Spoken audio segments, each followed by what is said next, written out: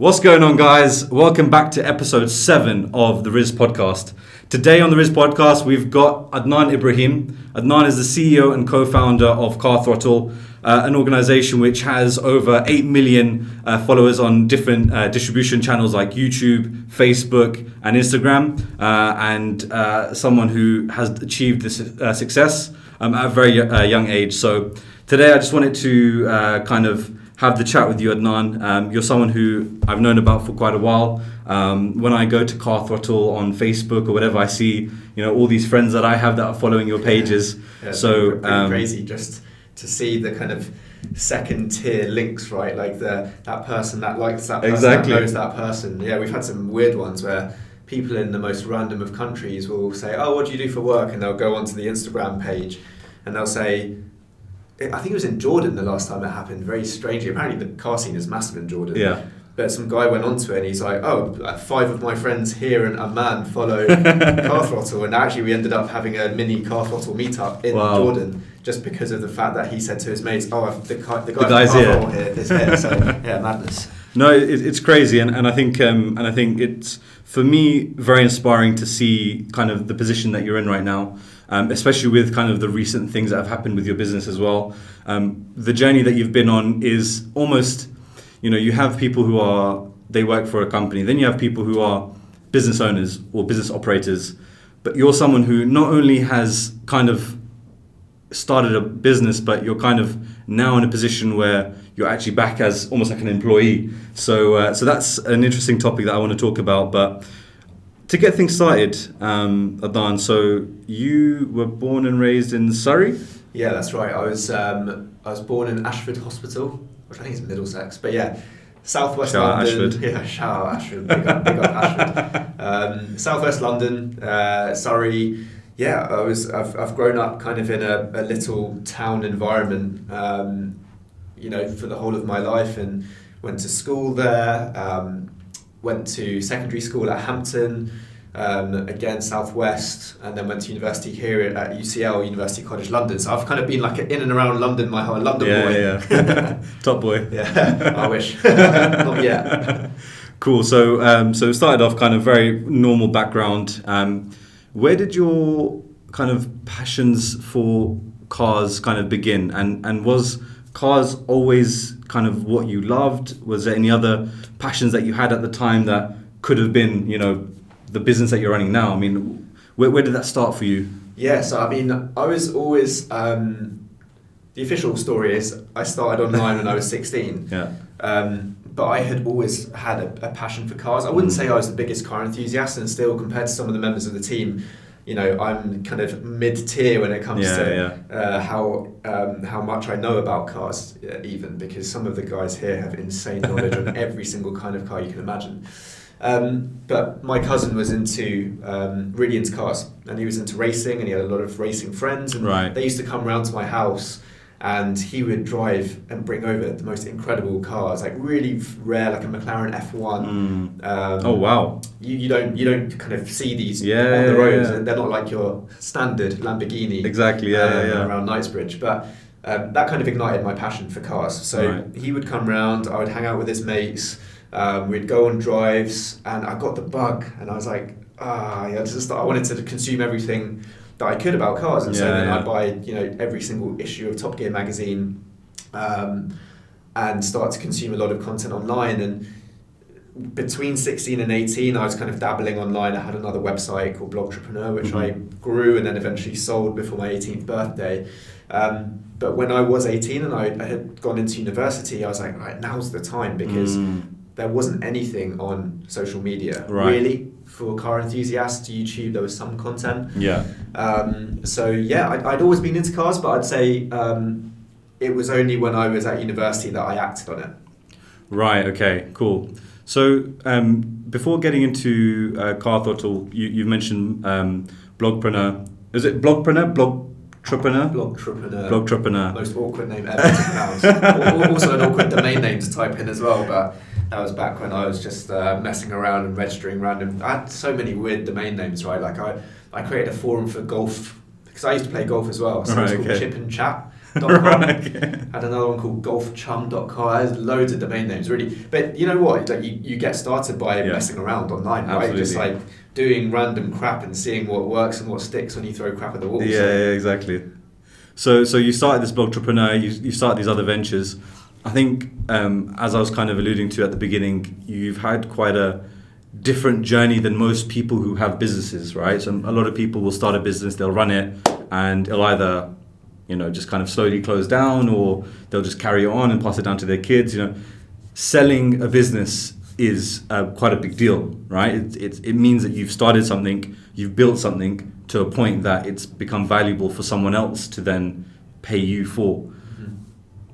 What was that like? So you've started off kind of 15, 16 years old, you've got into internet marketing. I mean, I remember even when I was about that age, there was stuff that I did online, like I was selling a couple of phones off eBay, I bought it cheap and then I sold it on eBay for a bit more expensive, but I never at that point really considered the internet as like, okay, yeah, I'm gonna be an internet entrepreneur. I'm gonna make my business and my money through the internet. That was never really a thought for me. It was just like, little side hustles here and there.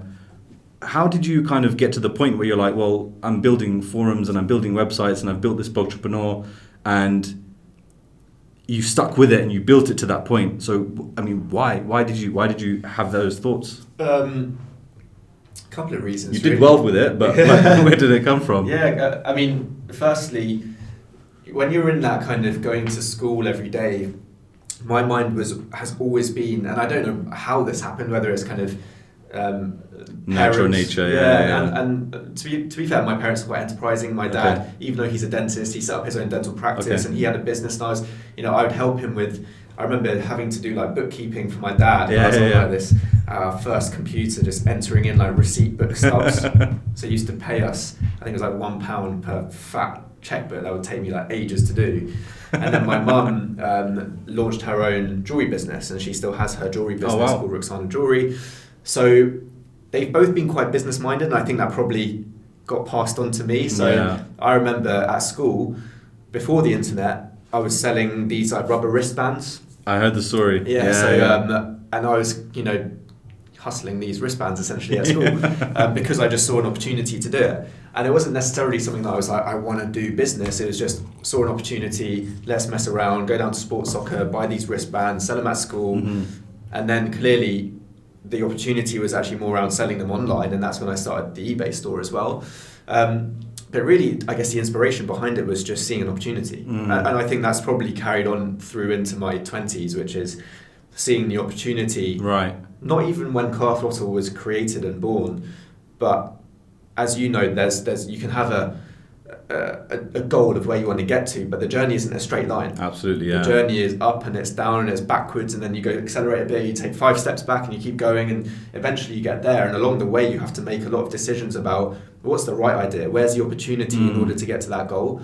And I think that's just something that I've always had. And for me, I kind of manifested that through an internet business, or actually internet businesses that were essentially my playground to see what worked. Yeah, I mean, something that I can kind of gauge from the way that you're kind of talking, it seems like you were passionate about kind of spotting the opportunity. Yeah. And it wasn't like you were searching for it. It was just something that came naturally to you, where you spotted an opportunity and you kind of felt like it would be a waste for me to not pursue that. Yeah. Right? I put it this way, I never sat down before we raised money for Car Throttle. I had never really written a business plan. Right, okay. Car Throttle itself never had a business plan. When I was at university, clearly not doing any work, sitting there going, what shall I do with this kind of couple of hour period between lectures? Not that I actually went to lectures. But, I was like, okay, this domain name would be cool. And I wrote down a couple of variations because I wanted to have car in the title. Yeah. And I was like, actually, that video would be cool. Let's make this video. Or let's write this article about cars and see how it performs. It's just it was a lot of messing around, and there was no formula or, I need to write a 20-page business plan. It was a lot of like gut feeling stuff back then. Yeah. Which is, I give the advice to most people, which is, just start. Like, the main barrier to entry is you. And you are your biggest barrier to entry, because sometimes you think, I'm worried about what my friends are going to say. Yeah. I didn't really care. Like, having said that, actually, no, tell a lie. I didn't actually tell my friends about the fact that I had an internet business, Right. Blogtrepreneur, the first one, and then Car Throttle, until I was in the second year of university. Right. And Okay. I remember this so well. I went to my flatmate and I was like, "Look, I've got something to tell you." So he was expecting like, I've killed someone, I've murdered someone, or I've done something really bad. I was like, I've got this internet business that I've kind of not told anyone about. And he was like, "So?" I was like, "Okay. Why was that such a big deal in my mind?" Yeah. And actually, once I got over that part, it kind of just became quite public, and I've been very public about the journey so far.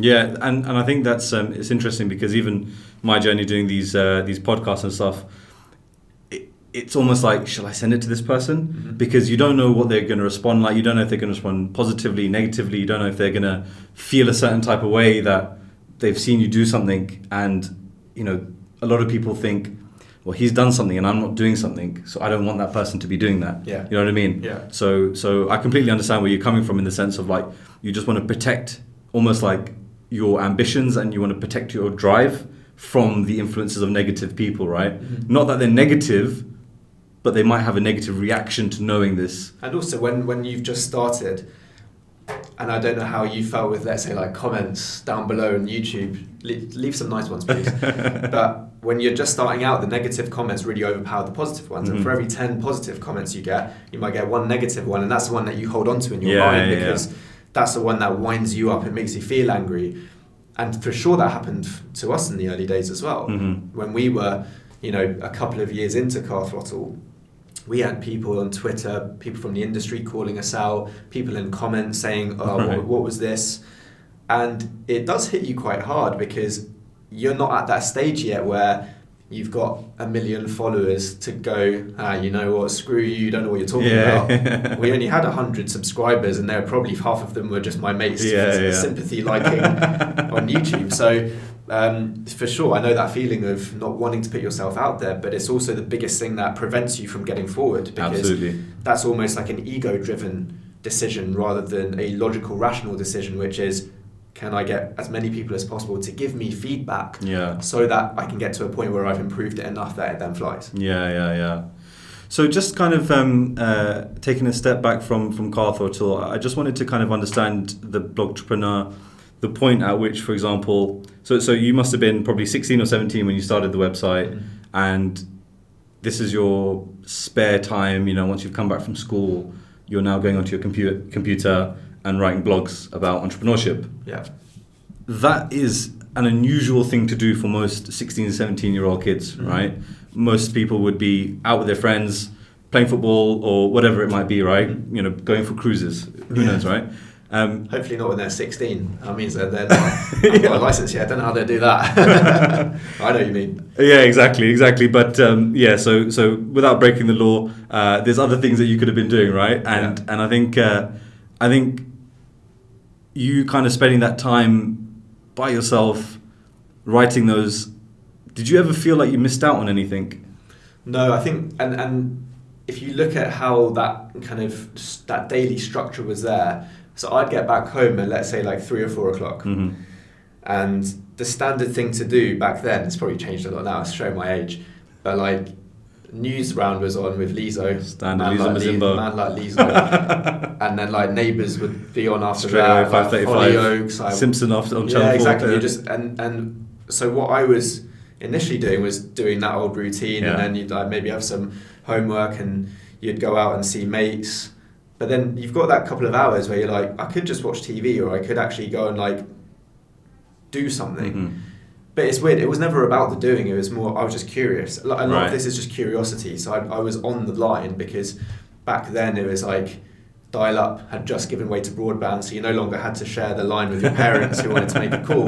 It was always on. Yeah. And back then when it was always on, it was just this whole new world, right? Yeah. And I've just had a very curious mind, always asking questions about how does this work, how does that work. So I never felt like I was missing out on anything because I'd still see friends. Yeah. I'd still, play football. I was very active. Played cricket with our mutual friend. Yes. Golf. Shout out Ardil. Played golf, tennis. I was very active. So it was just a case of like, actually for those couple of hours a day, how can you leverage those in the best, most effective way? That's how I think about it now. But obviously back then it was just, man, there's this whole new world of the internet. Yeah.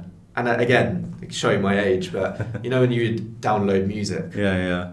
Again, probably not legally, but there'd be like WinMX, and then there'd be like LimeWire, then there was FrostWire, then there was all kinds of stuff. Yeah.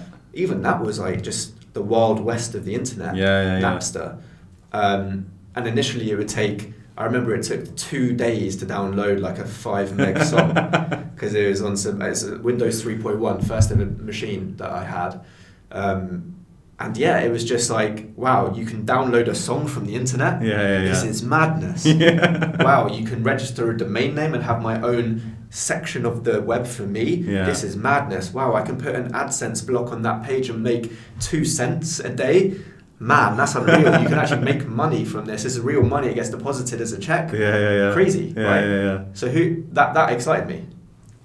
That's really cool. So actually it was a case of you had your cake and you ate it. You were with your friends during the day, you could have chilled with them in the afternoon, but actually the curiosity of what this new world was what you were interested in anyway. Yeah. So it's almost like you would have missed out if you went out with your friends and you didn't pursue that. Exactly. Later on actually, and that was, fast forward a couple of years, early 20s when I was doing Car Throttle, that did actually start to affect it a little bit more. I think there are a couple of years where I was so heads down and focused that I actually did neglect family, friends, going out, seeing people, and that's something I've been quite open about, which is actually it's very unhealthy to just have a single track mind and to only be doing one specific thing. Your brain needs that rest. It needs time to think and time to heal, and you can't hang on to business stuff the whole day, otherwise it will literally drive you insane. So that was something that I had to contend with a bit later on, that work-life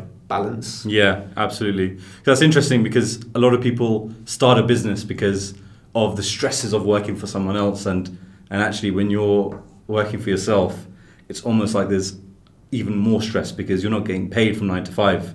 You're getting paid when you do work and you've given value and someone has reciprocated that value by paying you for it, right? Yeah. So you don't know whether the money's coming in, you don't know whether money's going out.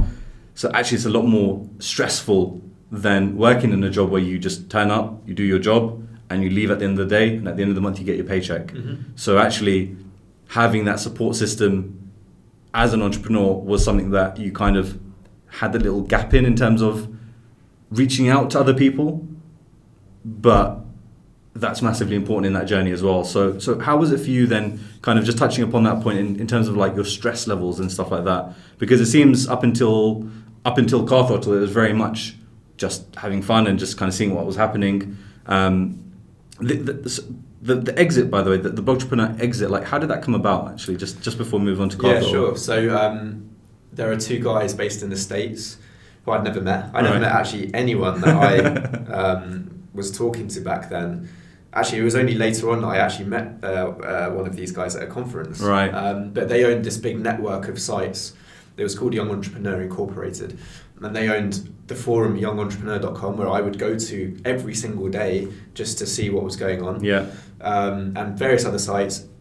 Basically, they said at one point, would it make sense if Blogtrepreneur came under our umbrella? And I was like, actually, yeah, it would make sense. And within a couple of weeks, a month, there was a asset sale document that we signed, and that was it. It wasn't big, low 5-figure amount, but for a 18-year-old, that's like your uni spending money plus some. Exactly. So it was kind of my first taste of what it was like to see the end of the process, but not in a big way at all, tiny kind of way. But that was very formative experience right at the beginning to see that.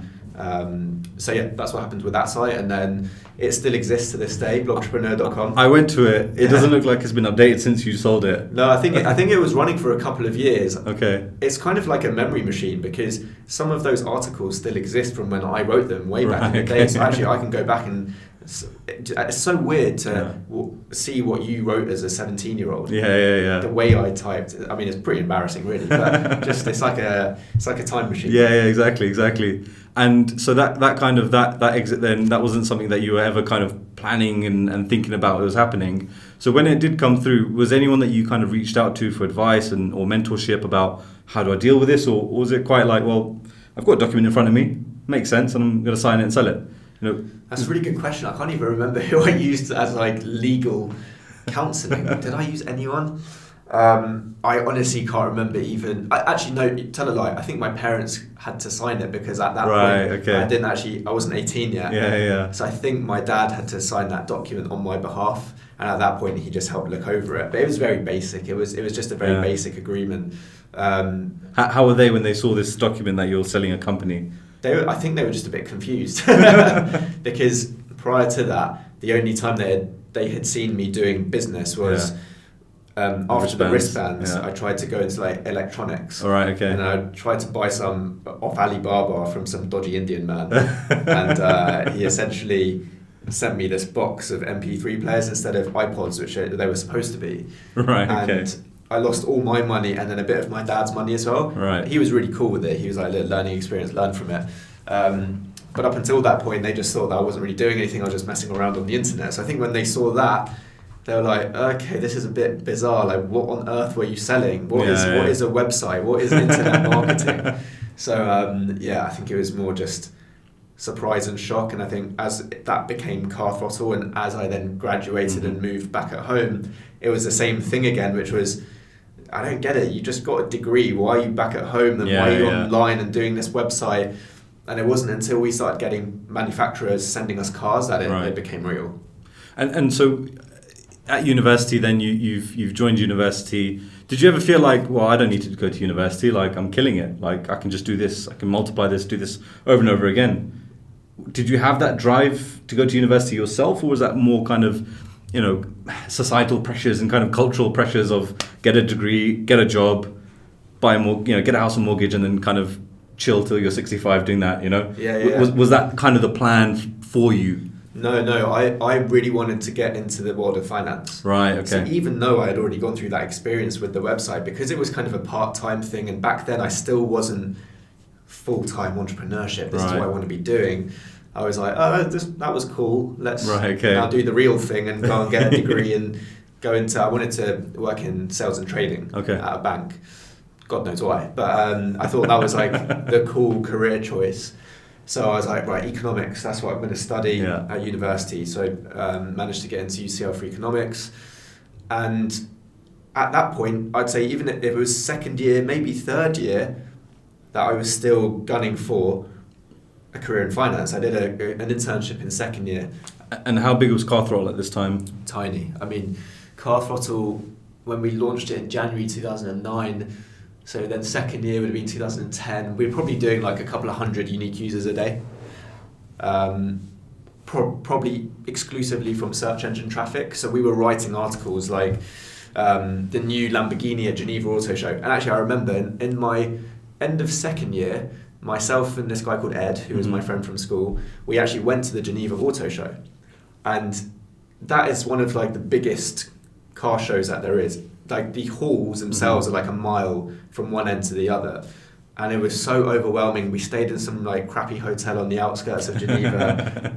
In my mind, I thought it was the right thing to do, and then in reality, when I got there, I was so overwhelmed, and I was like, how on earth am I ever going to break into this industry? Right, okay. All the people there are between 30, 40, 50, like the CEOs, the MDs, the journalists, they're all so professional, and here's me, I don't know anything about the world of auto journalism, trying to rock up and cover a show on this website that every single person there hadn't really heard of before.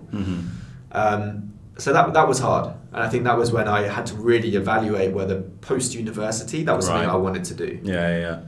But then just before I graduated, we shot these 2 videos, and that was the turning point. Wow. So the videos were an invite to a Volvo press day.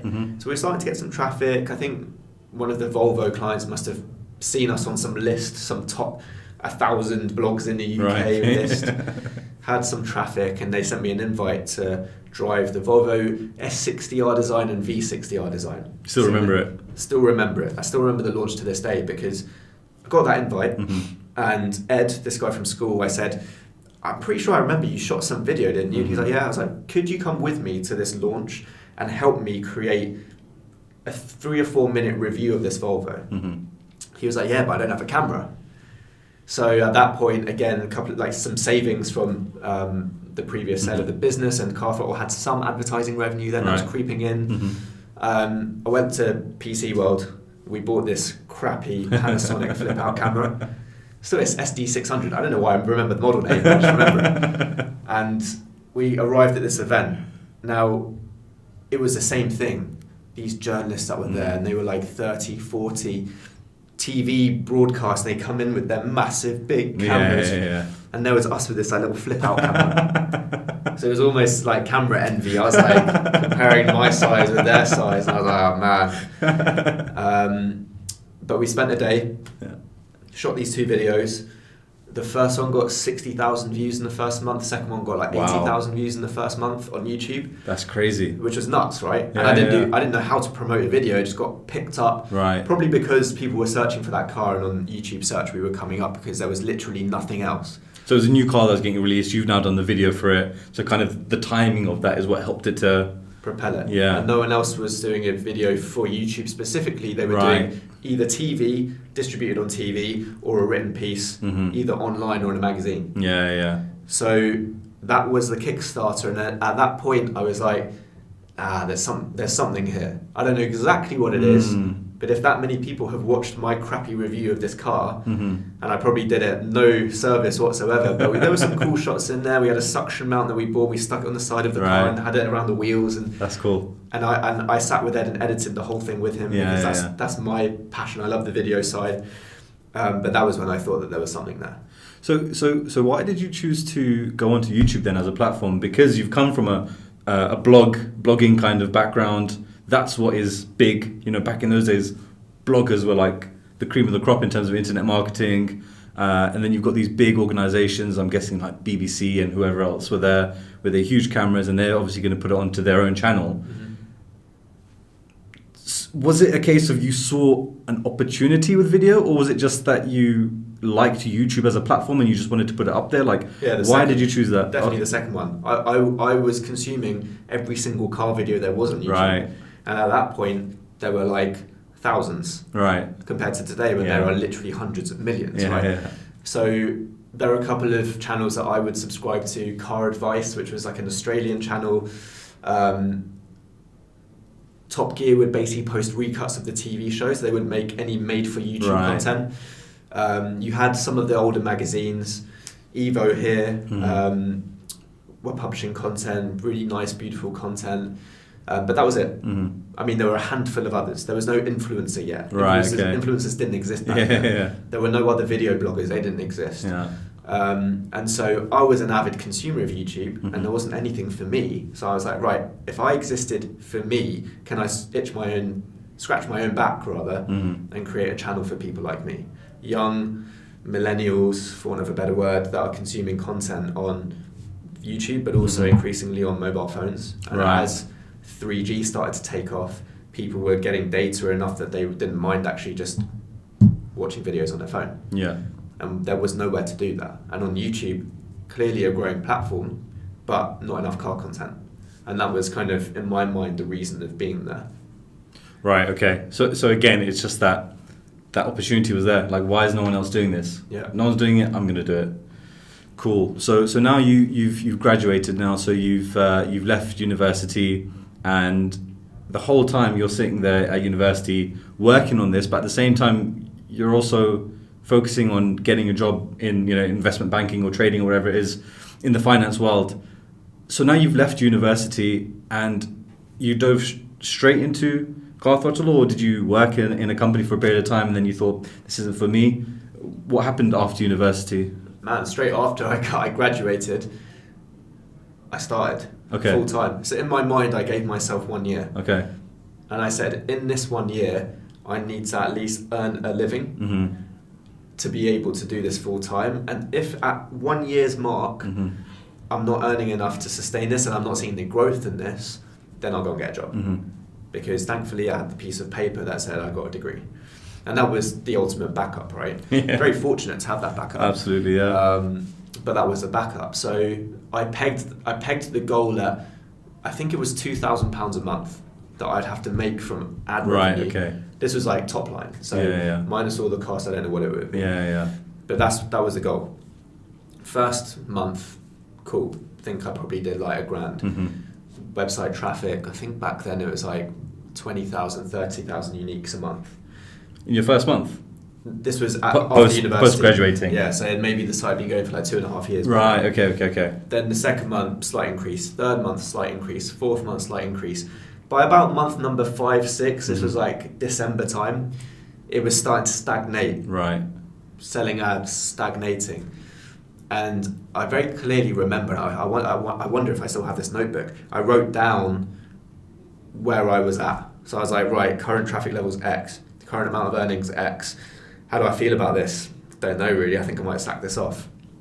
And I wrote that down in my notebook and I was like, right, if I carried on for the next 6 months, the last 6 months, what do I need to do and to hit? And I was like, really, I need to be earning X, or I need to see a growth trajectory. What do I need for a growth trajectory?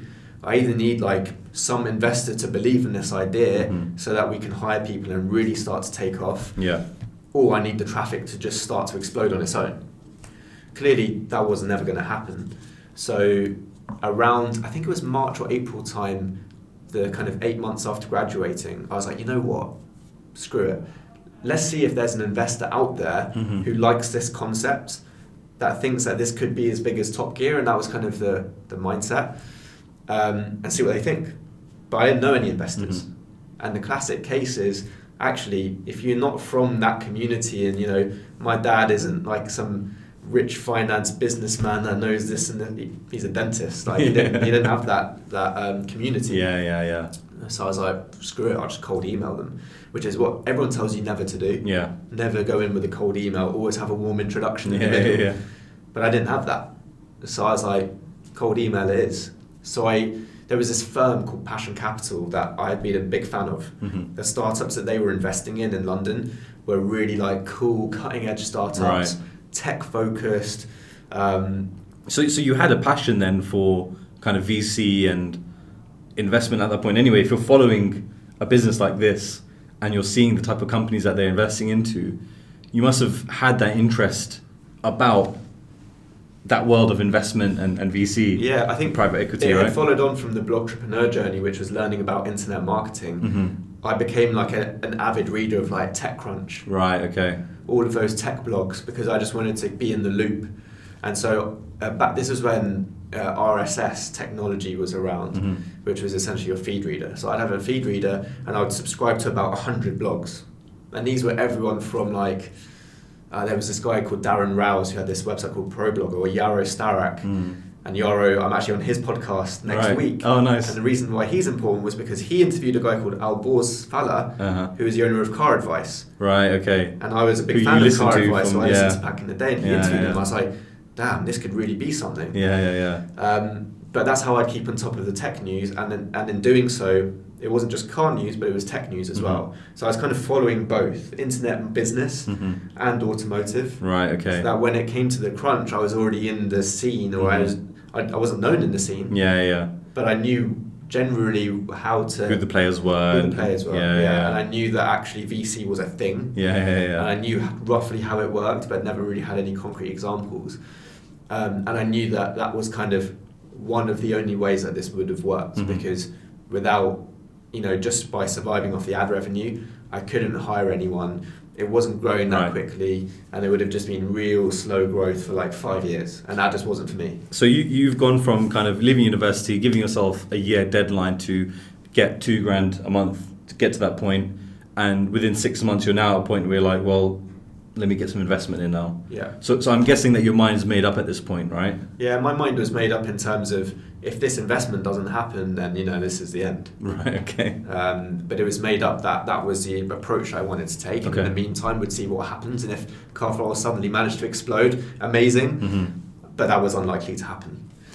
So when it comes to kind of equity and valuation and these types of things, did you use like a very simple kind of financial modeling? Okay, here's my revenue times it by 4, give me that, and is that kind of how you went in with it, or was there a lot of kind of research that you had to do, a lot of information that you had to gather, give to these guys, and how did you ensure that relationship was positive from day one, in the sense of where you both feel happy about the equity that you're giving for the money, and from their perspective, the money that they're giving for the equity, and of course the level of control, because you've gone from being a solo entrepreneur, building your own website, to now approaching an investor for investment to now scale this company, which comes with its own restraints as well as advantages.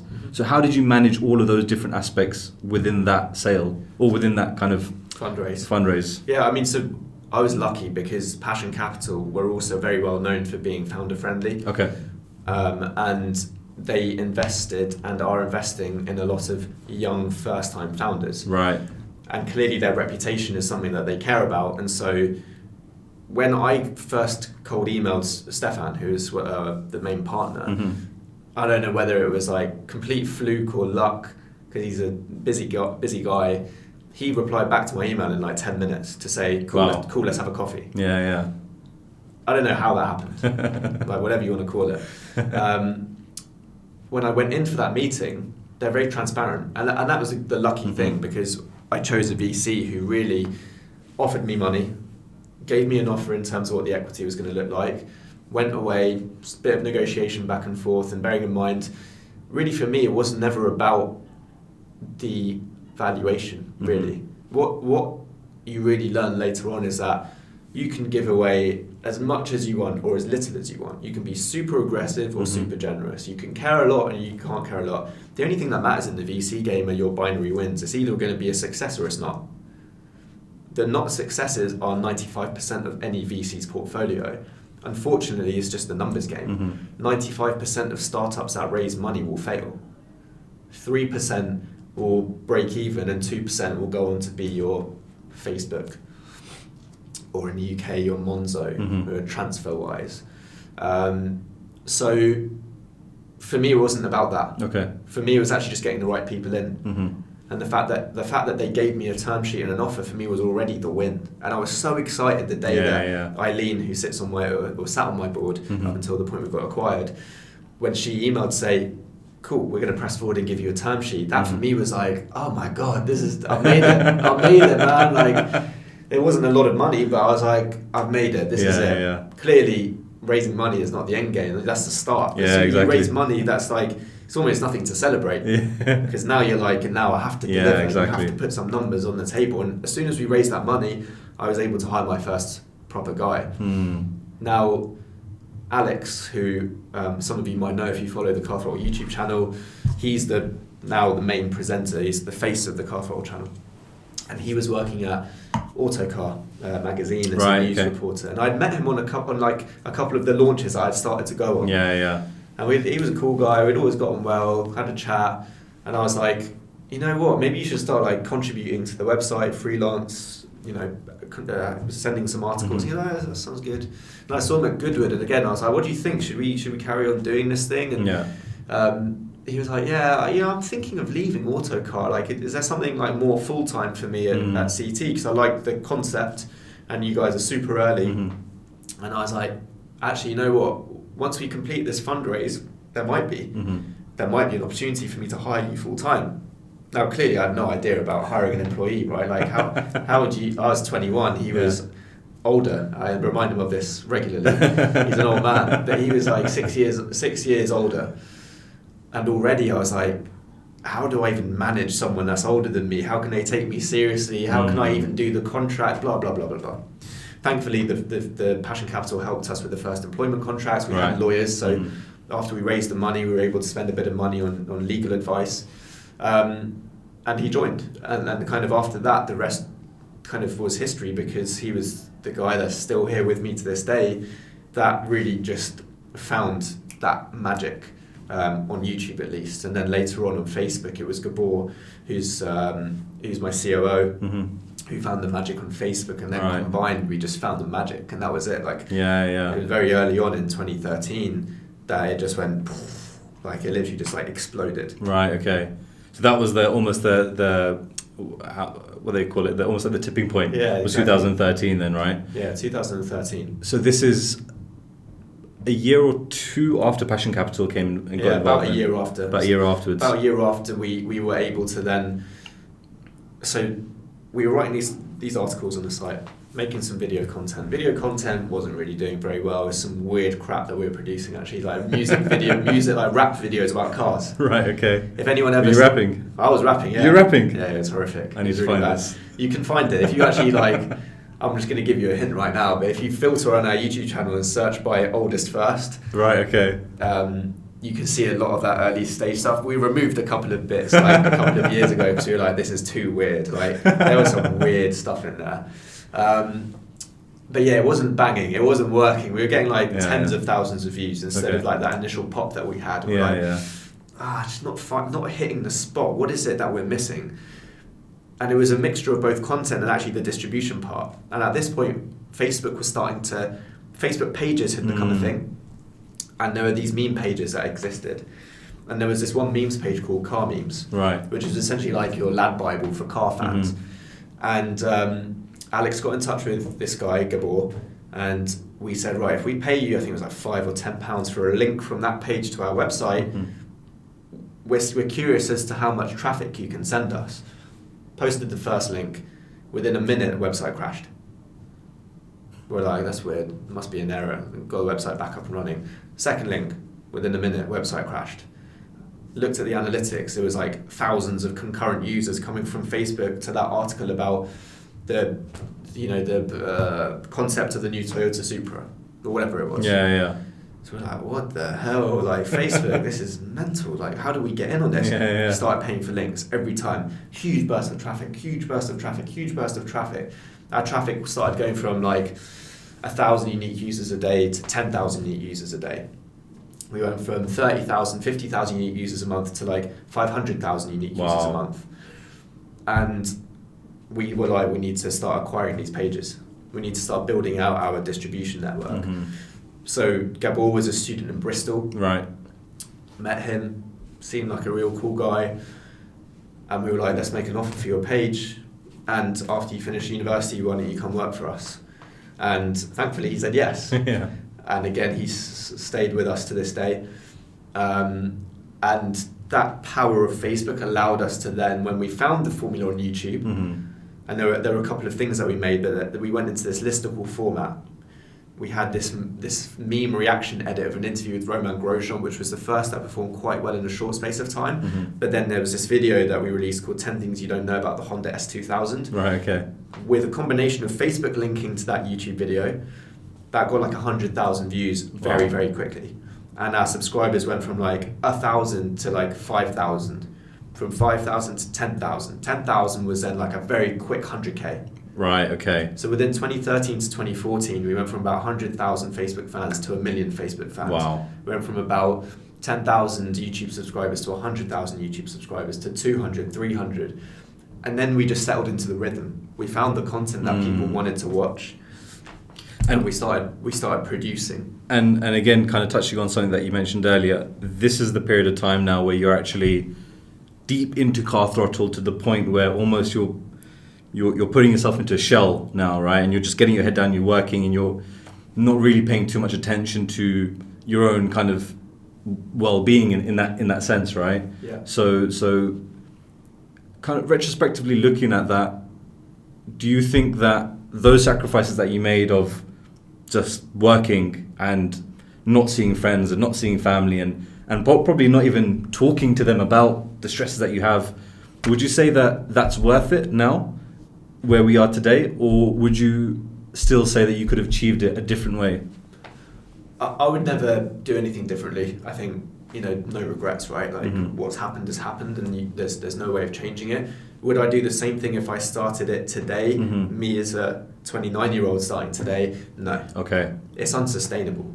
You can do it to a certain degree when you're young because I had no commitments. Yeah. I was lucky enough to live at home. So that part of my life was taken care of. I was lucky enough to have an office that we paid for, but we had an office where I could spend 12 hours a day at work, and then on the trains home I'd be still working on my phone and still promoting and still talking to staff. but it's tough, right? Like the struggle of being an entrepreneur is one of the hardest things that I probably will ever do, or maybe have ever done, if you're looking at it in the past, because I didn't have a co-founder. A lot of the early decisions I had to shoulder myself. A lot of the early decisions around hiring staff, firing staff, raising more money, interacting with investors, growing the business, making sure the content was good, selling advertising, managing sales team. Like, there was a lot of stuff. Moving into a new office when we actually had our own space for the first time in 2015 or 14, can't remember now, 15.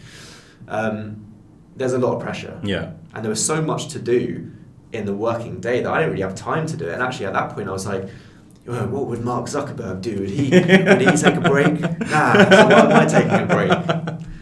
And clearly, if you look at big businesses, they're also lightning in a bottle. Like, your Instagrams are extremely good products, but they only happen once in a generation. Snapchat, you could argue, didn't even make it to that point. Clearly, they IPO'd and were a huge success. But they're not the go-to app for most people. And even now for most Gen Z, that's not really the go-to app either. So those things are freak accidents. But because we see it on the social network film, it leads, in a good way, it inspires us to think that we can do the same, but you never think about the repercussions for yourself. Maybe you can do that because you're young, but definitely as you start to gain responsibility and you start to get older, it is unsustainable. And actually overworking yourself and not taking the time to take care of yourself, I think there's going to be a big change in philosophy of running businesses or being in businesses and as employees, of taking care of yourself both physically and mentally is extremely important. And actually it's something that's going to affect a lot of people very, very soon, more than we think it's going to do, because of the Instagram generation, because of the fact that you're watching this video on YouTube, you're in this social media bubble and you're not in the real world. And there are clearly advantages to it, and I've managed to be fortunate enough to be in that bubble. But it will come with its own set of downsides, and that's kind of an area which I think not enough people are taking aware of, taking a clearer look at right now. No, I think especially things like mental health is starting to become much more spoken about.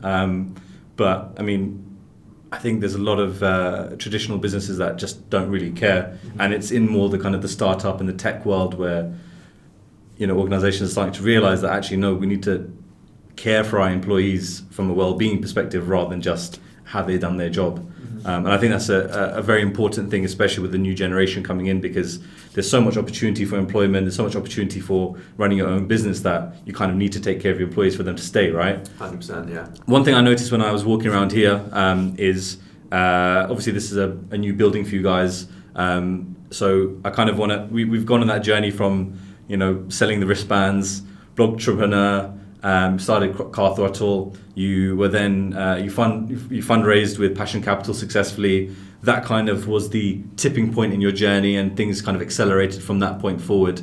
Now 4 years on, fast forwarding 4 years, I'm sure there's like so many stories that kind of happened in those 4 years that would be almost remiss to miss. But I think the position that you're in now is another kind of step up in your repertoire as an entrepreneur and in your career as a business owner. You mentioned about being an employee, so you've been acquired recently. What does that mean in terms of an acquisition? Does that mean you've sold the company completely?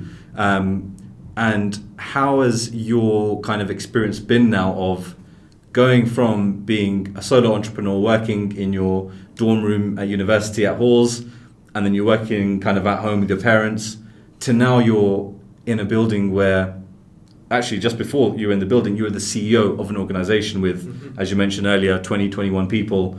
You're leading this organization, and now you've been acquired by an organization, and in effect, you've become an employee of that organization.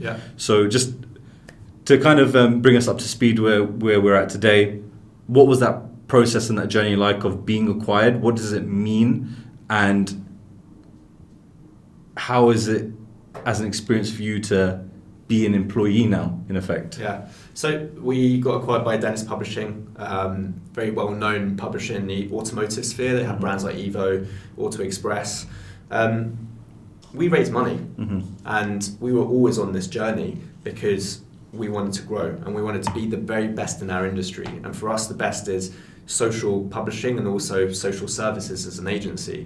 Now, clearly, after 21 years, we had hit that point where we were a certain size, but there's still a long way to go. And what was the good thing about this, was Dennis Publishing have, this great expertise within automotive. They have this legacy. They have brands that actively are coming to work with them. In fact, every single manufacturer wanting to work with them. We didn't have that. And if I looked at where the next couple of years were going to be for me, it was how do I help keep growing this brand that we've built as a team, but take it to X million a year in revenue, take it to this number of employees, take it, and actually within, as we started to speak with the CEO of Dennis, the staff within Dennis, it became clear that we actually had very similar philosophy on approaching business, which was to say, growth. We want to grow this business. We want to grow into this market. And so the deal itself was quick.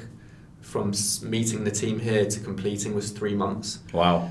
There was a 2-month due diligence process, which was tough, grueling, but standard in any deal. Yeah. And we completed, and 2 weeks later we moved in. So it all happened very, very quickly, which to be honest was great because it meant that you're so distracted when you're in an acquisition process that you kind of lose track from running the business itself, which was the reason that you're there in the first place. Life as an employee, to be honest, there are so many things that I'm learning, and that was the main thing for me. It was also, I don't want to stagnate in my learnings as an entrepreneur, and actually being in this organization, there are 500 staff globally. There are things that I now know about running a media business at scale that I didn't know a couple of weeks ago. And every week I seem to be learning something else. Of course, it's different. I mean, I used to be able to make every single decision, and now there are so many people that actually make the decisions or can make the decisions on my behalf. But in some ways, that's also quite liberating. Yeah. I was responsible for 21 people personally, whereas now there's a much bigger organization behind it. Dennis are a huge business. They do 220 million a year in revenue. Wow. They're massive. Yeah.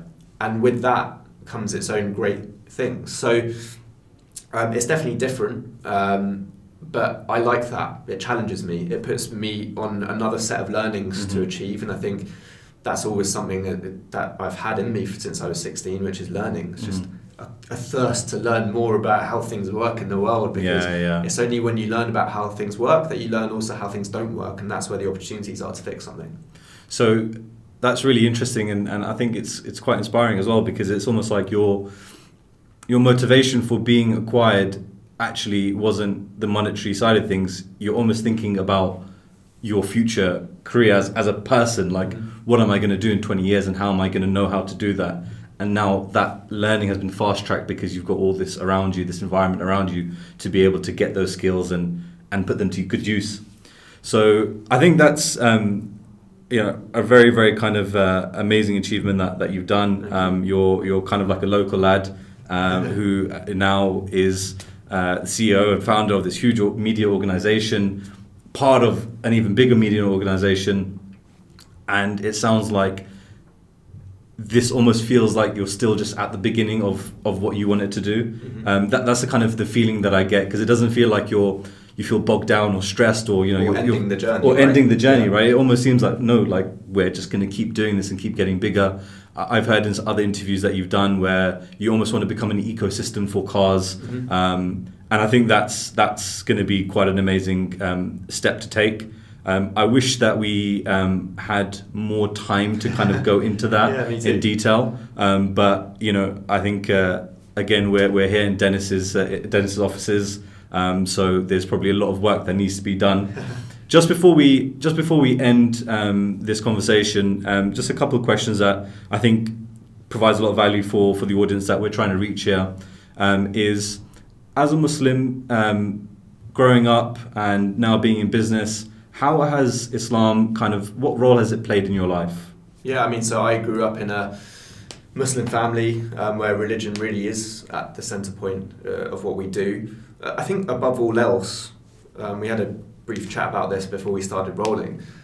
There's clearly a discipline that comes with Islam, and observing Ramadan every single year teaches you something about yourself. I mean, there are so many different things that it does teach you, but one of those things is about self-discipline and actually sticking with something and seeing it through to the end. Yeah. I've always liked that about that month, which is you set yourself a mental challenge, and surrounded by, people in London and the UK that aren't fasting or aren't observing in the workplace, you can actually set your mind to something and do it. And I think that's kind of one of the areas that really, for me, if I look at Islam and my role, the discipline, but also it's the fact that actually, you can do anything really you set your mind to.